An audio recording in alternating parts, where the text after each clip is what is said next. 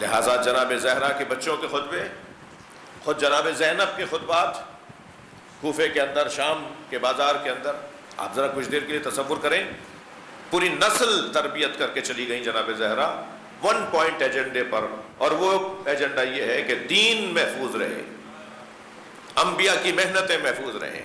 یہ ظالم آتے جاتے رہیں گے، یہ ظالم اپنے ظلم کی نشانیاں چھوڑ کر جاتے رہیں گے، مگر ہر دور میں ایک گھر ایسا ہو جو تہذیب کا محافظ ہو، جو اقدار کا محافظ ہو، جو انسانیت کا محافظ ہو۔ لہٰذا سارے بچے جناب زہرا کے اسی انداز سے، آپ جس امام معصوم کی زندگی کے حالات کو پڑھیں، بھرے درباروں میں اپنے خلاف ماحول کے اندر کھڑے ہو کر جس انداز سے ارشادات فرماتے ہیں، وہ جناب زہرا کی تربیت ہے، وہ بی بی فاطمہ کی تربیت ہے۔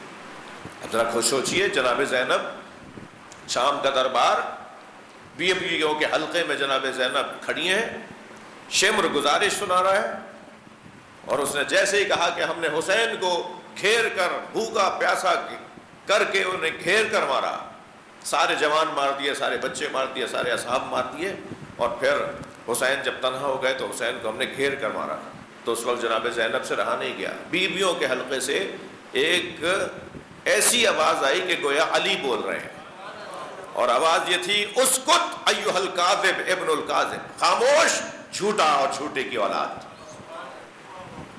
بہت بڑا جگر چاہیے، یہ یوں ہی مرید نہیں ہے ساری دنیا اہل بیت کی، صلوات پڑھے محمد و آلہ۔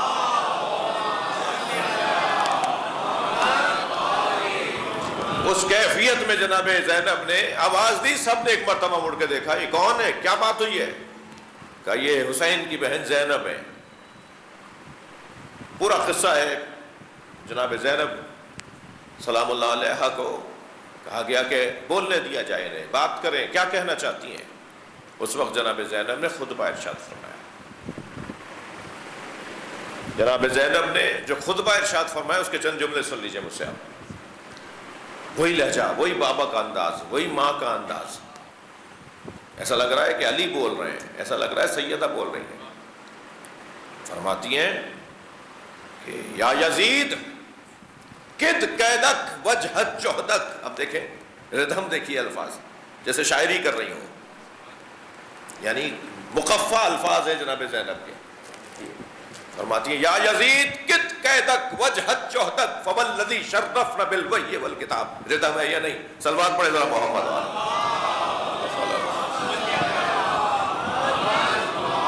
شاعر حضرات بہتر محسوس کریں گے اس بات کو کہ باقاعدہ جیسے شاعری کا انداز، بول رہی ہیں، خطبہ دے رہی ہیں حضرت، اور وہ خطبہ گویا ادبیات کا شاہکار خطبہ ارشاد فرما رہی ہیں، ردھم کے ساتھ اور باقاعدہ قافیے کے ساتھ اور ردیفوں کے ساتھ۔ یا یزید کت قیدک وجہت جہدک فوالذی شرفنا بالوحی والکتاب، اے یزید جتنی چالیں تو چل سکتا ہے چل،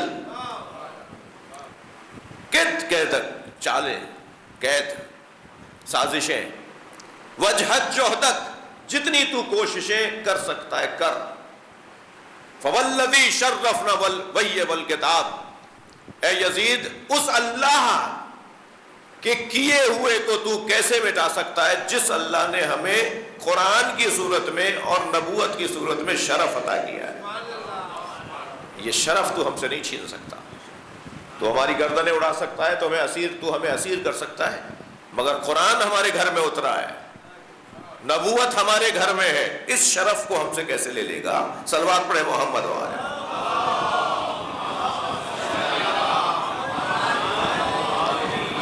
ماشاءاللہ تعداد کافی ہے، آپ بلند صلوات دیا کریں۔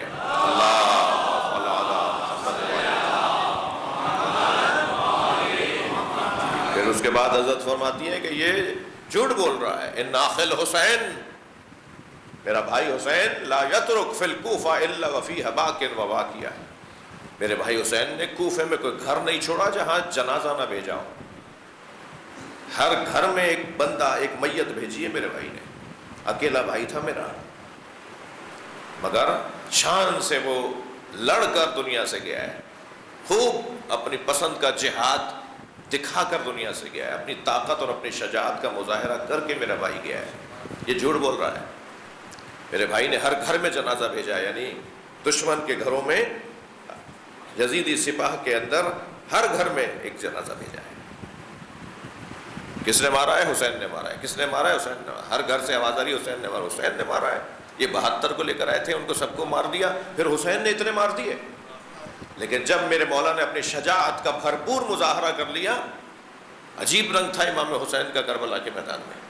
کچھ دیر تک حضرت نے اپنی شجاعت، اپنے بابا کے جوہر دکھائے، اور اتنا روب طاری تھا میدان کربلا میں کہ سپاہی بھاگتے ہوئے کہتے تھے حسین آ رہے ہیں، حسین آ رہے ہیں، الحفیظ الامان، بچاؤ، حسین مار دیں گے۔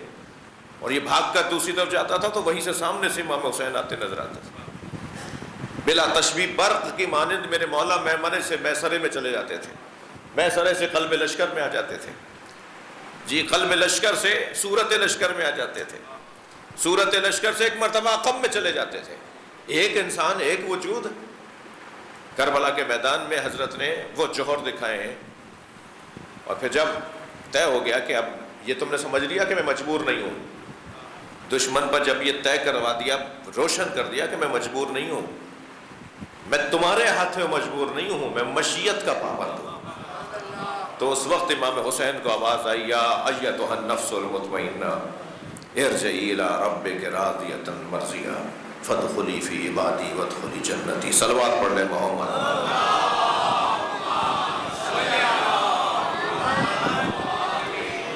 یہ کیفیت خطبہ جناب زینب کا، امام سجاد کے خطبات، جناب زہرا نے سکھایا ہے کیسے دین بچانا ہے۔